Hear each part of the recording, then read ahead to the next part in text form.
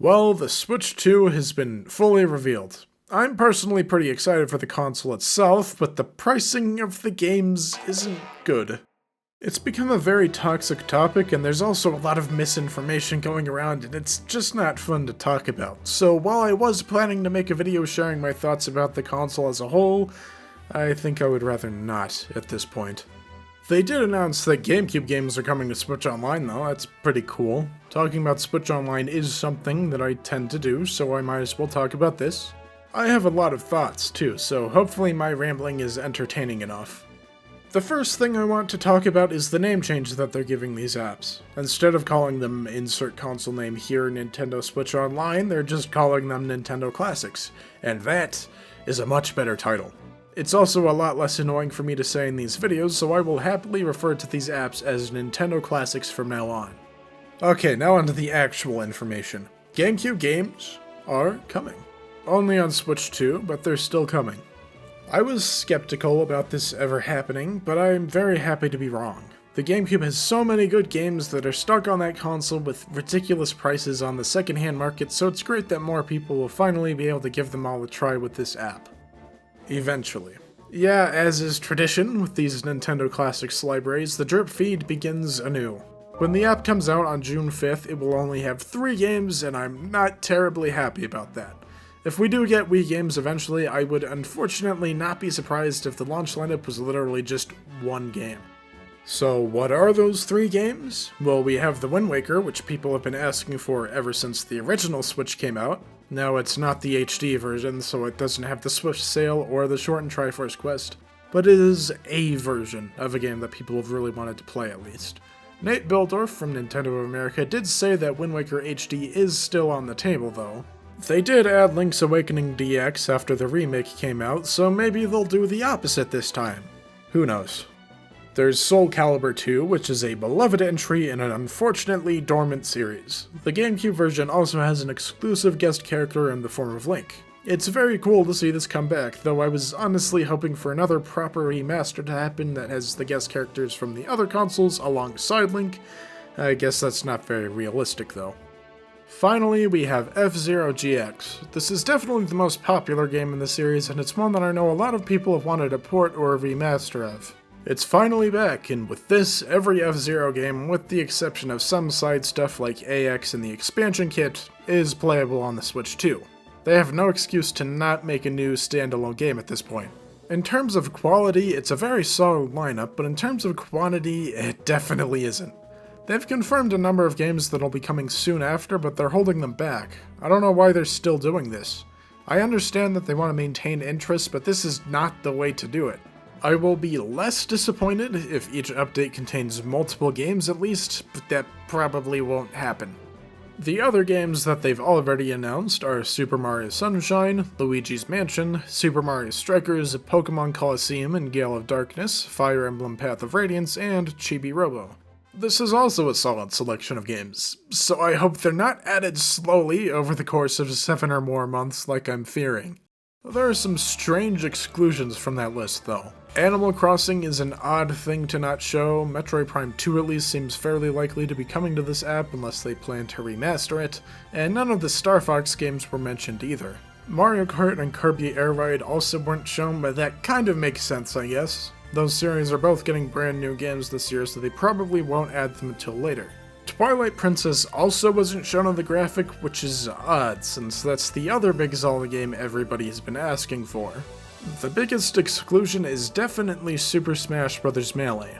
That is the GameCube game, and it would generate a massive amount of hype if they announced it was coming back. They also haven't added the original Smash Bros. To the Nintendo 64 app, so I'm even more confused about what they're doing. I have some guesses as to why this might be. My first guess is that they want to add them both at the same time, which, I mean, fair enough, but that's also lame.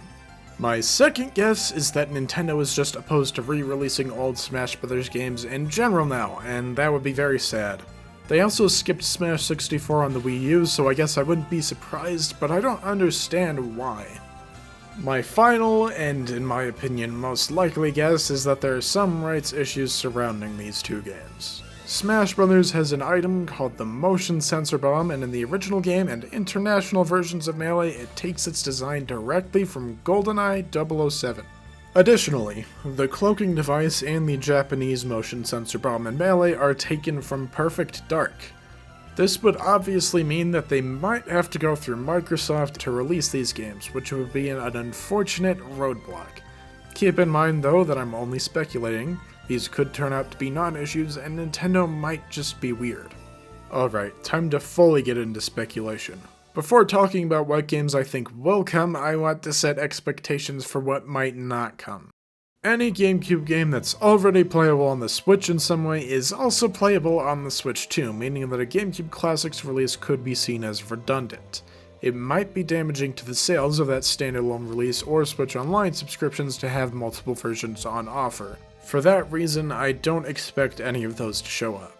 The only Nintendo games that fall into this category are Metroid Prime, Pikmin and Pikmin 2, and Paper Mario: The Thousand Year Door. The Pikmin games are very unlikely because they're more or less just HD releases of the Wii versions, which were more or less just widescreen releases of the GameCube versions. They don't have extra content or significant gameplay or visual improvements. Metroid Prime and Thousand Year Door might be a different story. Metroid Prime Remastered has no new content or significant gameplay changes compared to the original, but it does have a massive visual overhaul and extensive control options that don't exist in the original. Thousand Year Door on Switch is a full, from-the-ground-up remake of the original game with new content, overhauled visuals, quality of life changes, and an updated script. I could see a world where the original versions of both of these games are added because of how substantial their re-releases are. I still think it's not very likely though, so don't get your hopes up too much. There are also a number of third-party games from the GameCube that have been re-released on Switch. That's not necessarily a bad thing if they're otherwise available, but some games like Tales of Symphonia and Final Fantasy Crystal Chronicles are just better on GameCube. The Bind Kaitos remasters also seem solid enough, but they completely removed the English voice acting, so that's a point in favor of the GameCube versions. Aside from those previously mentioned games and any others with licensing issues like Donkey Konga, I think every first-party game is going to show up at some point, and most third-party games are possible. Well, that's a lie. I don't know if Geist is showing up. I don't think they care about that game. Speaking of Geist, another M-rated app for the GameCube is also probably coming. Eternal Darkness is an inevitability now.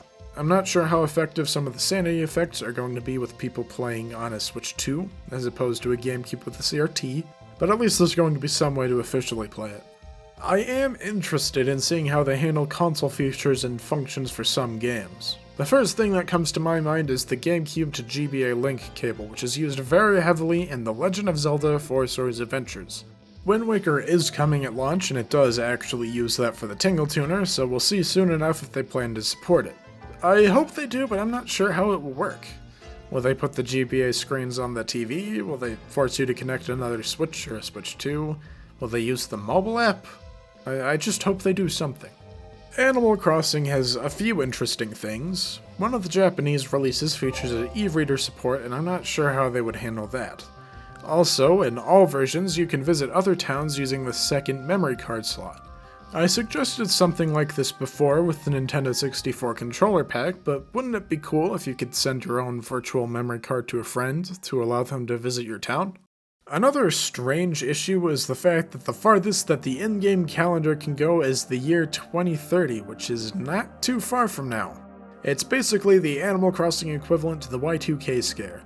What horrible thing will happen when the clock strikes midnight on December 31st, 2030? Nothing, the date just resets to January 1st, 2030. It would be cool if they alter the game in some way to add dates for future years, but I'm not sure how feasible that is. On the topic of memory cards, how will Metal Gear Solid the Twin Snakes handle that if it gets added? It checks your memory card at one point to see if you have data for other games, just like the PS1 version, but would they do something about that on the Switch 2? This is an issue for much later down the line, but will it be possible for Fire Emblem Radiant Dawn to read your Path of Radiance save data if or when the Wii app comes out? Those are just a few games that use save data in interesting ways.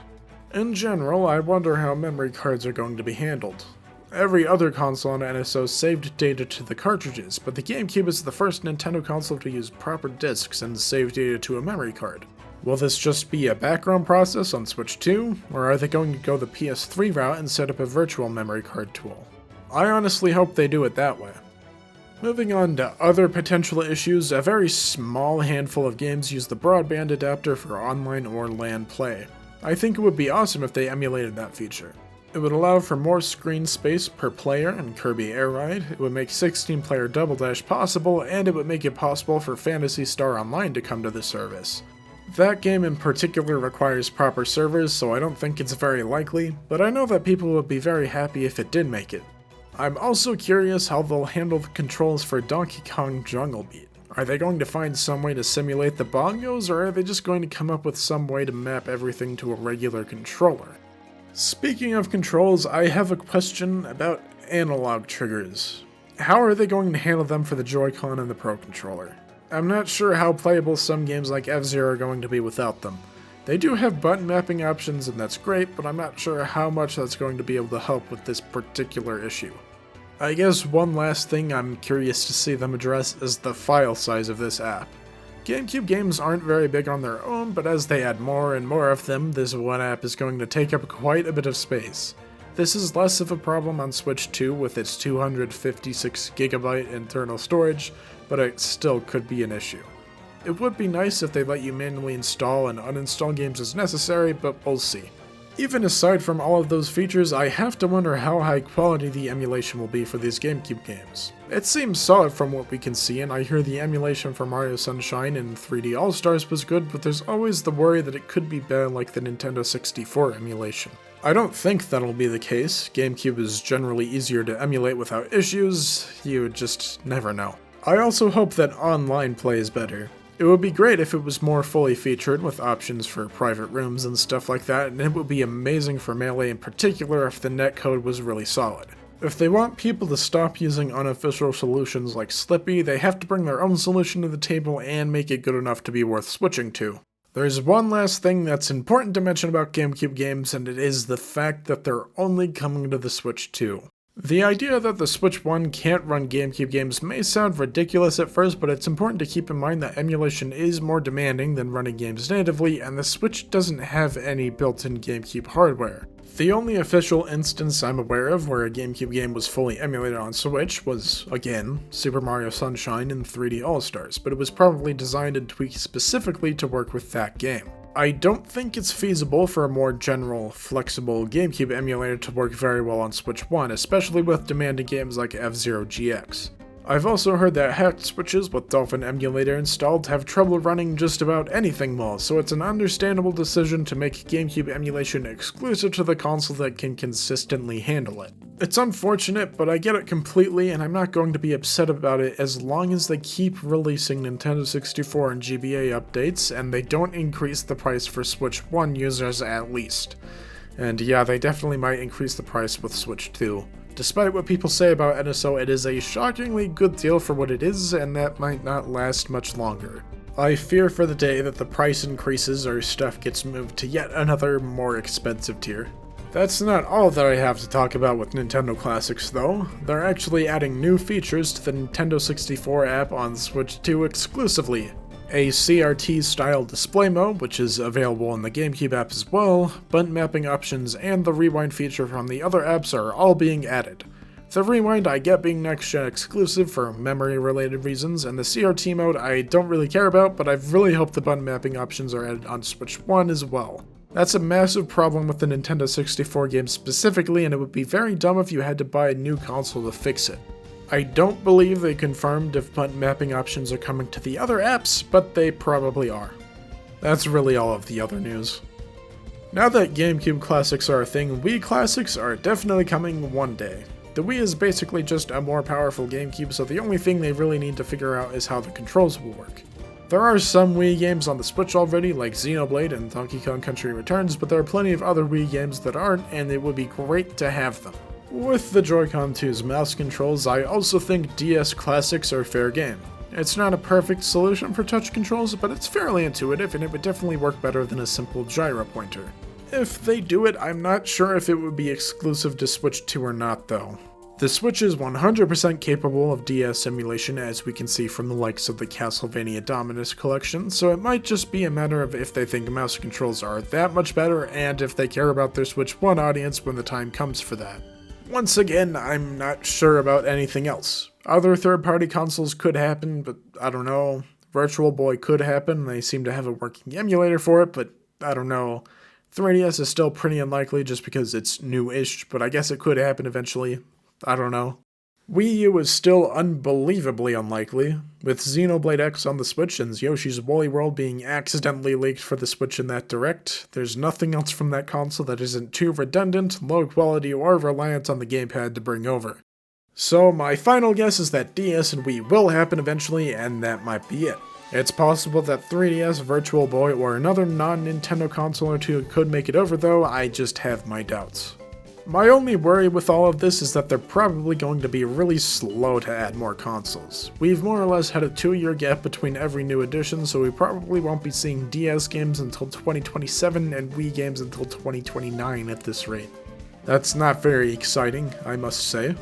This is obviously just speculation, so take it with a grain of salt, but yeah, I'm not feeling very optimistic about how soon we'll get more. The continued slow pace of game releases is only getting more and more annoying as time goes on. I wish the drip feed would end. In any case, I'm excited to have GameCube games on the Switch too, and I hope that Nintendo Switch Online continues to get better and better as time goes on. Also, I am very sorry for not uploading in a while. I didn't mean to take such a long break from making videos, but that last one took a lot out of me and it was very defeating to see its poor performance.